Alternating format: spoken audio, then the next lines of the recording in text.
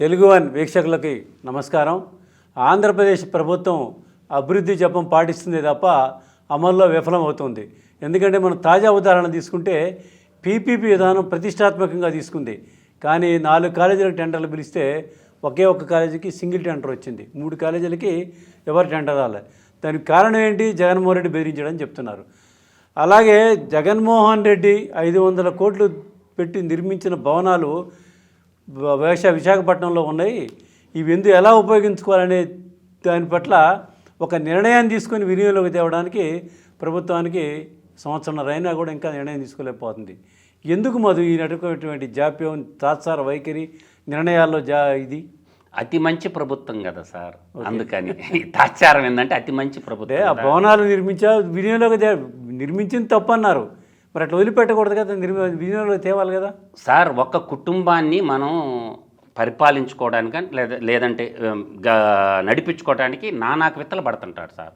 రాష్ట్రం అనే కుటుంబాన్ని 5,40,00,000 జనాభా ఉన్నటువంటి ఈ ప్రాంతాన్ని ఉమ్మడి జిల్లాలు 13, విభయాత జిల్లాలు 26 జిల్లాలకు సంబంధించిన పరిపాలన ఒక వ్యక్తి మీద ఆధారపడి జరగటం అనేది అసంభవం సార్.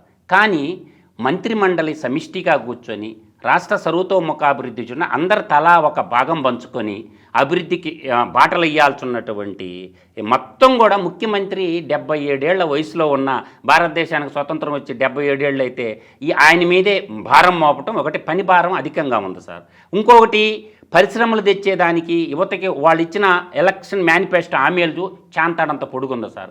దాన్ని రీచ్ అవ్వాలా, కాలాహరణం అయిపోతూ ఉంది. అయితే ఇప్పుడు 18 నెలలు అయింది సార్.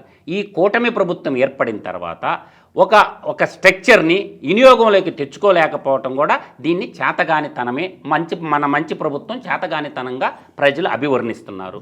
మంచో చెడు 450 కోట్లు పెట్టి అతను ఒక బిల్డింగ్ స్ట్రక్చర్ని కట్టారు. దాని వినియోగంలో తేవటానికి మీ కాడ జ్ఞానం లేకుండా ఉంటే మనకి ఐఐఎంలు చాలా ఉన్నాయి. జగన్మోహన్ రెడ్డి అన్నాడు కూడా, నేను 240 కోట్లు పెట్టి బిల్డింగ్లు కడితే వాటిని వినియోగించుకోలేకపోతుంది ప్రభుత్వం అన్నాడు.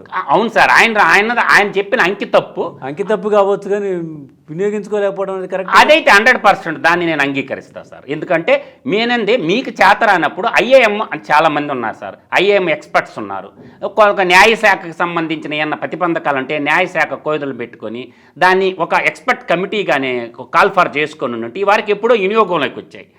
ఇప్పుడు కూడా కూర్చొని బేల మాటలు మాట్లాడుతూ ఉంటే ప్రజలు నవ్వుకుంటున్నారు సార్. అందువల్ల టూరిజం మంత్రి ఎవరైతే ఉన్నారో జనసేన తరఫున ప్రాతినిధ్యం వస్తున్న దుర్గేష్ గారు బాధ్యత. అది టూరిజానికి సంబంధించినటువంటి ఆస్తి సార్, అది ప్రాపర్టీ. కాబట్టి ఆయన చేతగానితనమని అనుకోవాల్సిందే తప్ప మంత్రివర్గ నిర్ణయం తీసుకోవాలి కదా, ఆయన ఒక్కటి తీసుకోలేదు సార్. మంత్రివర్గ నిర్ణయం సబ్ కమిటీ వేశారు కదా. ఇప్పుడు ఈ సబ్ కమిటీ కూర్చుంటున్నాను, డే బై డే కూర్చోవచ్చు కదా సార్. ఒక సమస్య విశాఖపట్నంలోని కూర్చోండి, డే బై డే. నేను అధికారుల మధ్య సమన్వయం లేదు సార్. వాళ్ళకి అధికారులతోటే సమన్వయం లేకుండా స్పష్టంగా కనిపిస్తుంది.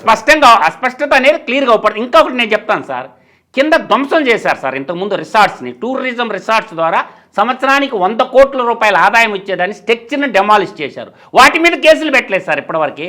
అంటే 25 ఏళ్ళు వయసు పూర్తి కాని బిల్డింగుల్ని గతంలో టూరిజం కింద ప్రభుత్వ ప్రజాధనాన్ని ఖర్చు పెట్టి కట్టిన స్ట్రక్చర్ని విధ్వంసం చేశారు సార్. ఇప్పుడు అధికారులు కూడా ఇప్పుడు సమావేశంలో మంత్రి గారు చెప్తున్నాడు, కింద 9 ఎకరాలు అడిగి కొంత అడిగారు, అది సరిపోదు మాకు వ్యాపారానికి, కొంచెం ఇస్తే మేము కొంచెం ఎక్స్టెండ్ చేసుకుని కట్టుకుంటాము, మీరు చూపించండి అని అంటే కింద 9 ఎకరాల వివరాలు తెచ్చారట అధికారులు. ఎందుకు తెచ్చారు అధికారులు?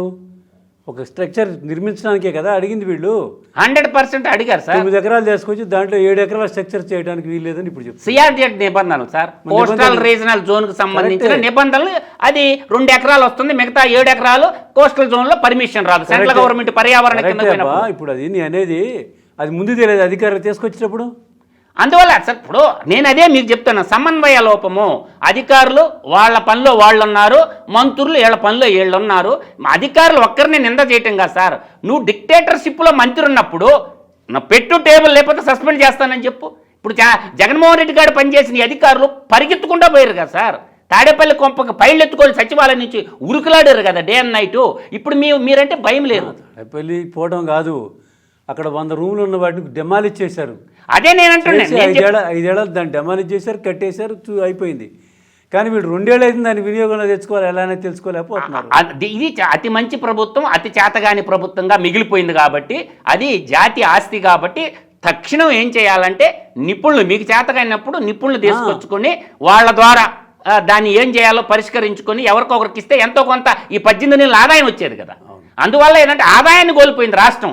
మంత్రులకి ఏం కాలేదు, ఆఫీసర్లకి వాళ్ళ జీతాలు వచ్చినాయి, వీళ్ళకి అన్ని టీఏలు జీతాలు ముట్టినాయి, కానీ రాష్ట్రం ఆదాయం కోల్పోయింది. ఇంకోటి కూడా ఉంటుంది, నిర్మించినటువంటి భవనాలు వినియోగం చేయకపోతే వాటి ఇది కూడా పోతుంది. అంటే దానికి ఉన్న కళ తప్పిపోతుంది, దానికి ఉన్న లైఫ్ టైం. నేనైతే వచ్చే ఆదాయాన్ని పోగొట్టుకున్న వాళ్ళు కదా సార్. గతంలో 100 కోట్లు వచ్చేటటువంటి ఆదాయం వచ్చేదాన్ని 100 కోట్ల ఆదాయం రాకపోగా మళ్ళీ ఖర్చు పెట్టారు కదా. 450 కోట్లు ఖర్చు పెట్టి భవనాలు నిర్మించుకొని అవి మీకు ఏ విధంగా యూజ్ చేసుకోవాలో మీకు అర్థం కాలేదంటే ఇంతకు మించి దౌర్భాగ్యమైనటువంటి స్థితి ఇంకా మనం ఏం చెప్పలేం సార్. నేను అంటుండేది ఫైనల్గా, మీకు చేతగానప్పుడు, మీకు అర్థం కానప్పుడు ఎక్స్పర్ట్ కమిటీని కాల్పార్ చేయండి. ఐఏఎం వాళ్ళని అడిగితే స్పష్టంగా ఒక రిపోర్ట్ ఇస్తారు. ఏమన్నా న్యాయానికి సంబంధించిన, అంటే కోస్టల్ తీర ప్రాంతం న్యాయకి సంబంధించినటువంటి, డిఫెన్స్కి సంబంధించిన వ్యవహారం కూడా ఉంటుంది సార్. డిఫెన్స్ లాస్ పనిచేస్తాయి, కోస్టల్ సిఆర్జెడ్ చట్టాలు పనిచేస్తాయి. కాబట్టి ఒక మంచి న్యాయవాదిని కూడా అక్కడ ఏర్పాటు చేసుకొని కమిటీ వేసుకోవాలి సార్. న్యాయవాదులు ఉండాలా, తర్వాత డిఫెన్స్ వాళ్ళు కూడా ఒకరు ఉండాలి సార్. ఎందుకంటే నేవీ ఫోర్స్ ఉంది అక్కడ. అందువల్ల ఈ 2 చట్టాలు బలంగా ఉంటే, ఇంకోటి పర్యావరణ నిపుణులు కూడా ఒకరిని పెట్టుకోవాలా, మేనేజ్మెంట్ నిపుణులు ఒక 2 కానీ ఉంటే, టూరిజానికి సంబంధించినటువంటి ఒక నిపుణుడు ఉంటే ఇంతమంది చేయాల్సింది. ఏళ్ళ పనులు ఏళ్ళుండే వాళ్ళకి ఏళ్ళకెళ్ళి తెలుస్తుంది. అంతే 5 ఏళ్ళు ఎవరికి ఇవ్వకపోతే మళ్ళీ ఆయన వస్తుంటారేమో చూద్దాం. ఒక నిర్ణయం తీసుకోవడంలో, ఒక అమలు చేయడంలో ప్రభుత్వం ఈ రకమైనటువంటి వైఖరి అమలిస్తే రాష్ట్ర అభివృద్ధి ఏ రకంగా జరుగుతుందో వాళ్ళకి, ఆంధ్ర ప్రజలకే తెలియాలి.